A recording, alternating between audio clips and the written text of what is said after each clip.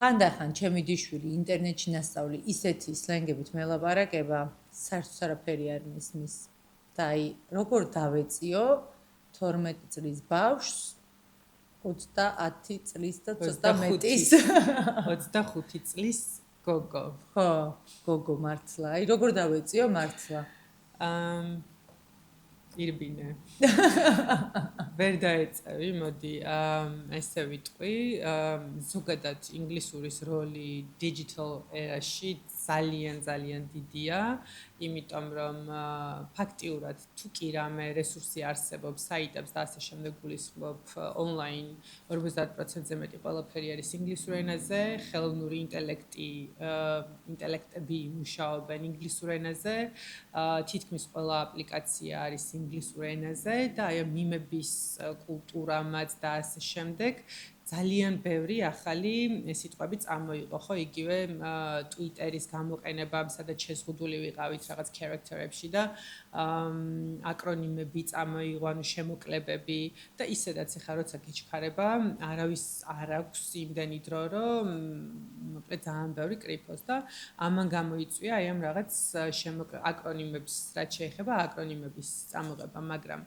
სლენგებს რაც შეეხება, ზოგი არის პერმანენტული, რომელიც სურჩება ჩვენთან,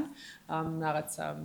ერთ-ერთ ეპიზოდში მე მგონი გითხარი კიდეც, რომ ყოველწლიურად წარმოიდგინეთ დაახლოებით 2000 როგორ დაგივასწორებია, დაახლოებით 2000 მილიონი სიტყვაც როა ისეც ვიცი ინგლისურ ენაში. სტატისტიკა რამე რო იყოს შენს არქივში, ესე იგი ჩემს ძველ ფოტოებთან ერთად, წინა ცხოვრების ფოტოებთან ერთად სტატისტიკა შეინახება, ხო? Okay. ხო, და აი ამ მიმების culture-მა, TikTok-მა და ასე შემდეგ წამოიღო ეს რაღაც ახალ-ახალი სიტყვები, ხო, რაღაცა გატრენდება, თუ გინახავს, ყველა იმას, აი ცოტა ხნის მიხა ყველაზე ისეთი recent რაც მახსენდება, იყო demure და ალბათ მაყურებელსაც ახსოვს, აი უცებ ყველა ამაზე იღებდა ამ TikTok-ებს და ეხა გავიარეთ უკვე აღარავის აღარ ახსოვს და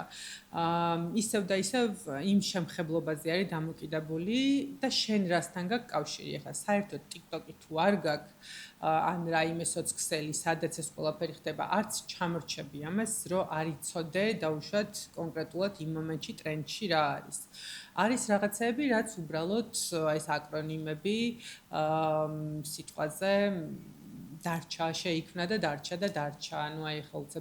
BRB რო არის be right backs რო ნიშნავს და ასე შემდეგ ანუ შემოკლებები და ვერ დაეწევი იმიტომ რომ თუ გაქვს შეხება ყოველდღიურად მაშინ გექნება და ამას გაიგებ და ისედაც იქ იქნები და თუ არა ანალოგიურად სფეროების მიხედვითაც არის ხო აი მაგალითად მე ხა შენს ვარჯიშობ, მეც ვარჯიშობ და ჩემი ფიდი ძალიან ბევრი აი ამ ფიტნესთან და ვარჯიშთან დაკავშირებით არის და რაღაც იქაური სლენგები და ტერმინები არის. ვიღაცა შეიძლება რაღაც სხვა სფერო აინტერესებდეს, ინტერესი ქონდეს იმის ფიდი, რაზე არის to for you page და იქ ის იყოს და ეს მუდმივი ბუნებრივი პროცესი არის, ასე რომ თუ არ გვაქვს შემხებლობა, ვერ დავეწევით ვერანაირად. ხო, მაგრამ გამძლეობაზე მაინც უნდა იმუშაო და ირბენ მერე.